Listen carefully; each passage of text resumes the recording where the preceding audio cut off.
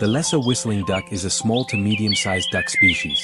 A true little spirit of the wetland ecosystem. These ducks are typically semi-nocturnal, spending their days resting hidden among mangroves or reed beds.